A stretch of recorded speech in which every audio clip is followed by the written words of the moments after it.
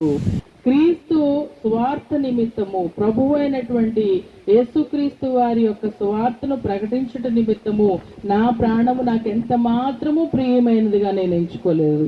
స్వార్థకు వెళ్ళడానికి, దేవుని పనికి వెళ్ళడానికి మనకు ఏది ఆటంకం రాకూడదు.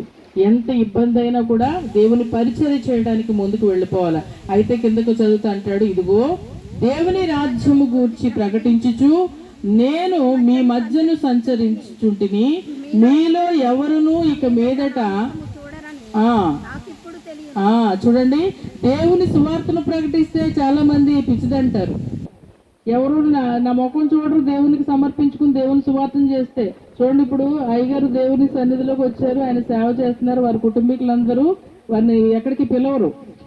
పౌలు గారు కూడా అదే అంటున్నాడు, మీలో ఎవరు నన్ను పిలవరని తెలుసు, నా ముఖం చూడరని తెలుసు, అయితే దేవుని పని కొరకు నేను గొప్ప భాగ్యమని ఎంచుకుంటున్నాను. దేవుని సువార్తను చేయటానికి నేను గొప్ప భాగ్యమని ఎంచుకున్నాను. ఇందులో నా ప్రాణము నాకు ఎంత మాత్రమో ప్రియమైనది. ఒకవేళ నేను సువార్త చేస్తూ కూడా చాలా మంది వ్యతిరేకంగా నన్ను చంపొచ్చు, నన్ను కొట్టొచ్చు, నన్ను తిట్టొచ్చు, అది ఆ ప్రాణము నాకు ప్రియమైనదిగా నేను ఎంచుకోలేదు. సువార్త, దేవుని కూర్చున్నటువంటి రక్షణ సువార్త గొప్ప భాగ్యమని ఎంచుకుని, ప్రియమైనదిగా ఎంచుకుని నేను ఈ సువార్త చేస్తూ ఉన్నప్పుడు మీలో కొద్దిమంది నా ముఖము కూడా చూడకపోవచ్చు.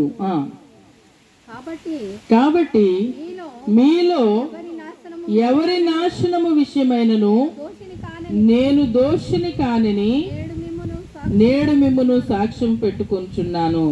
చాలండి. ఇంకా కనుక ఇక్కడ అపోస్తుడైనటువంటి పౌలు గారు ఆయన సువార్త కొరకు త్యాగం చేసుకున్నారు తన జీవితాన్ని. మళ్ళీ అంటాడు, నేను ఏ పని నిమిత్తం అయితే పిలువబడ్డానో, ఏ పని నిమిత్తం అయితే నేను రక్షించబడ్డానో ఆ పనిని నేను ప్రకటించుటకు, అన్ని జనుల మధ్యనే నేను ఆ సువార్తను ప్రకటించుటకు నేను భాగ్యమని ఎంచుకున్నాను అని మాట్లాడుతూ ఉంటాడు. కనుక దేవుని పని చేయటానికి తన ప్రాణమును లక్ష్య పెట్టలేదు. నా ప్రాణము నాకు ఎక్కువ అనుకోలేదు. చూడండి, ఇక్కడ మనం ముగ్గురు జ్ఞాపకం చేసుకున్నాము.